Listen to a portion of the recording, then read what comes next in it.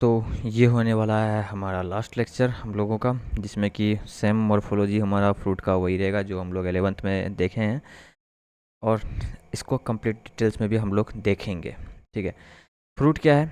Ovary जब हमारा रैपेन हो जाता है, फुल्ली डिफ्रेंशिएट हो जाता है ओवरी हमारा, तो वो हमारा क्या हो जाता है, फ्रूट में चेंज हो जाता है। नॉर्मली ये कैसा है, हमारा पोस्ट फर्टिलाइजेशन प्रोडक्ट है, फर्टिलाइजेशन वगैरह होने के बाद हमें ये सब चीज़ मिलता है। और कभी कभी क्या होता है, पार्थेनोकार्पिक, आप लोग एक टर्म सुने होंगे पार्थेनोकार्पिक, जिसका मतलब होता है कि बिना फर्टिलाइजेशन का फ्रूट का डेवलपमेंट हो जाना। ऐसे फ्रूट को हम लोग बोलते हैं पार्थेनोकार्पिक फ्रूट। नेचुरल में अगर देखोगे तो बनाना है, और आर्टिफिशियली अगर हम लोग करें तो ऑक्सीजन है।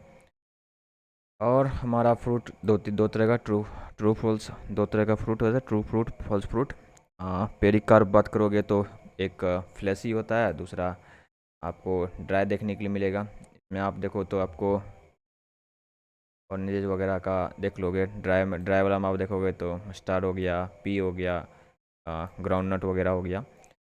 तो ये सब चीज़ इसमें आ जाता है। आप देखो सीड में, मतलब जो है ये आपका फर्टिलाइज ओव्यूल है। फ्रूट का देखोगे तो आपको ये फर्टिलाइज ओवरी है। ठीक है, राइपेंड ओवरी है, जो आफ्टर मतलब कि आप, मतलब एक टाइम पे जब इसका मेचुरेशन फुल हो जाएगा, उसके बाद जो है फर्दर डिफ्रेंशिएट करेगा फ्रूट में, आपको देखने को मिलेगा। और ये सीड जो है फर्टिलाइज ओव्यूल, ये छोटा छोटा टर्म है, तो वैसे जनरली सबका क्लियर रहता है। अब बात करते हैं सीड वायबिलिटी का। ये क्या है, ये एक ऐसा टाइम है जिसमें कि क्या होता है कि एक सीड का अपना एक लिमिटेड टाइम होता है, मतलब इतना समय तक वो जर्मिनेट कर सकता है। तो वो जो सीड का वायबिलिटी होता है उसको हम लोग क्या कहते हैं, सीड वायबिलिटी। जैसे आप एग्जांपल में देख लो, जो हमारा ये लुपिनस आर्टिकस का ये प्लांट है, इसका जो सीड होता है ये आपको देखने के लिए मिलेगा 10,000 ईयर्स तक इसका डोरमेंसी रहता है। आप इसके बाद भी इसको लगाओगे तो ये मतलब इतना समय तक आप इसको जर्मिनेट करा सकते हो। फिर डेट पाम देख लो, इसका जो वायबिलिटी है वो 2,000 ईयर्स है। अब एडवांटेज क्या है, सीड का एडवांटेज देख लो, स्टोरेज में आपका, स्टोरेज, फूड स्टोरेज में आपका एडवांटेज है। एम्ब्रायो प्रोटेक्शन में इसका एडवांटेज है, प्रोटेक्शन देता है। फीड डिस्पर्सल एडवांटेज है। फिर आगे देखोगे तो अपना एक जो बताए थे स्टार्टिंग में, जब लेक्चर स्टार्ट हुआ था तो स्टार्टिंग में ही आपको बताया गया था, मतलब बता दिए थे कि अपना एक स्पेशल टॉपिक रहेगा पॉली एम्ब्रायो और एपोमिक्सिस। तो नाम से ही क्लियर है, पॉली मतलब एक से अधिक, एम्ब्रायो मतलब एम्ब्रायो। तो जहाँ एक से अधिक एम्ब्रायो का फॉर्मेशन होगा और सिंगल ओव्यूल से, सीड से या ओव्यूल से, उसको पॉली एम्ब्रायो बोलेंगे।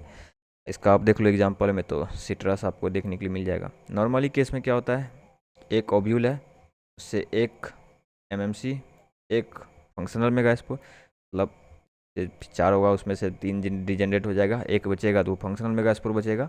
फिर वहाँ से आपको एक एम्ब्रायो सेक देखने को मिलेगा, मतलब फिर वहाँ से उसमें आपको एक एग और एक स्पर्म सेल, एक सेल दूसरा स्पर्म सेल। फिर वो आफ्टर फिर वो क्या करता है, जैगोट फॉर्म करता है, फिर वो पोस्ट फर्टिलाइजेशन में फिर आपको एम्ब्रायो देखने के लिए मिलता है।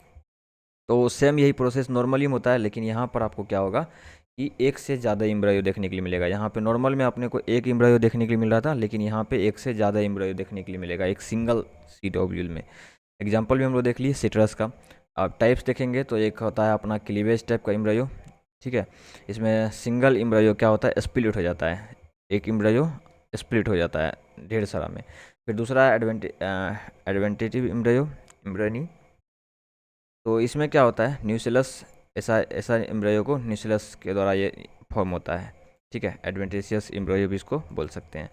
देखो क्लीवेज में कैसा होता है, अपना एक जैगोट है और ये एक एम्ब्रायो बना, और इस एम्ब्रायो को यहाँ से बीच से काट दिया, तो ये हमारा फर्दर दो बन के तैयार हो गया इंडिपेंडेंट, वो अलग ये अलग। फिर हमारा एडवेंटेशियस मेला में क्या है कि हमारा जो ये न्यूसेलर एम्ब्रायो है, ये क्या करेगा, बिना सिंगेमी का क्या करेगा, एडवेंटेशियस एम्ब्रायो का फॉर्मेशन कर लेगा। देख लो आप कुछ इस तरह से, यहाँ पे हमारा है जैगोटिक एम्ब्रायो। तो एक है अपना स्पोरोफिटिक बर्डिंग। इसमें क्या होता है कि न्यूसेलर एम्ब्रायो को क्या किया जाता है, एम्ब्रायो सेक में पुश कर दिया जाता है, सिंपल टर्म है। अब एपोमिक्सिस का बात करेंगे तो एपो मतलब होता है विदाउट, मिक्सिस मतलब होता है फ्यूज़न, मिक्सिंग करना, फ्यूजन होना, फर्टिलाइजेशन होना।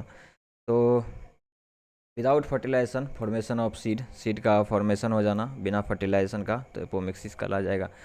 ये जेनेटिकली बेसिकली ये जेनेटिकली कंट्रोल होता है। और अगर इसका एग्जांपल में देखोगे तो स्ट्रेसी डाइकोट, ग्रासियसी पोएसी मोनोकोट, और देखो तो ये मिमिक्स सेक्सुअल रिप्रोडक्शन और एसेक्सुअल रिप्रोडक्शन। इसमें क्या होता है कि हम लोग सभी तरह के प्लांट्स को क्या कर सकते हैं, क्लोन कर सकते हैं। ठीक है, सेम टू सेम उसके हिसाब बना सकते हैं, जेनेटिकली कंट्रोल्ड भी है, ये देख सकते हो आप। इसमें मेन रिक्वायरमेंट जो है वो है एम्ब्रायो डेवलपमेंट का। अब देखो टाइप्स ऑफ एपोमिक्सिस आप देखोगे तो एक है अपना एडवेंटिव एम्ब्रायोनी, दूसरा है डायप्लोस्पोरी, तीसरा है एपोस्पोरी।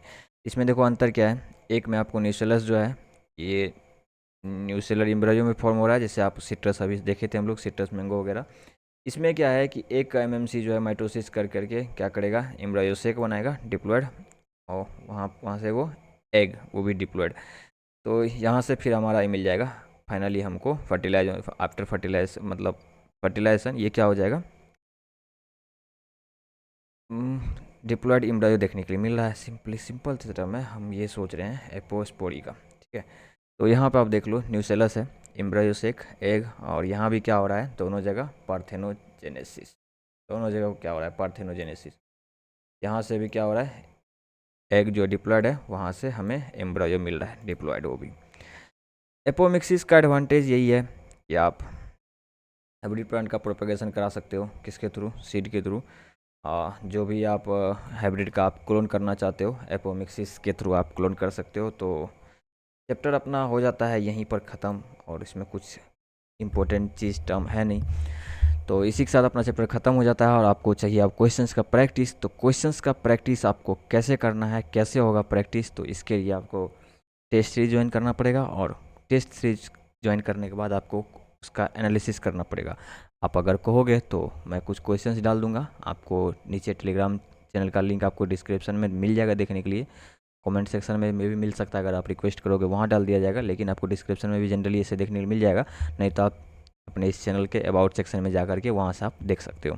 तो वहाँ से आपको क्वेश्चंस का प्रैक्टिस के लिए आपको कुछ क्वेश्चंस मिल जाएंगे, आप वहाँ से प्रैक्टिस कर सकते हो, देख सकते हो कि आपको कहाँ समझ में आया कहाँ नहीं आया। आप अपना कॉन्सेप्ट को रिवाइज इस तरह से कर सकते हो। तो अपने कॉन्सेप्ट पर पूरा ध्यान दो, कॉन्सेप्ट को जितना शॉर्ट में हो सके ख़त्म करके मेन चीज़ है क्वेश्चंस का प्रैक्टिस करना, क्योंकि एग्ज़ाम में क्वेश्चंस आना है। ठीक है, कॉन्सेप्ट क्लियर रहना चाहिए, तो क्वेश्चंस आसानी से आपसे सॉल्व होते रहेगा। तो और भी आपका कोई डाउट रह जाता है तो आप कमेंट सेक्शन में डाल दो, और बाकी जितना हो सके तो अपने पढ़ाई पे ज़्यादा से ज़्यादा फोकस रखो, क्योंकि अल्टीमेटली यही हमारे काम आने वाला है। तो पढ़ते रहिए, खुश रहिए, देखते हैं अगले लेक्चर्स में।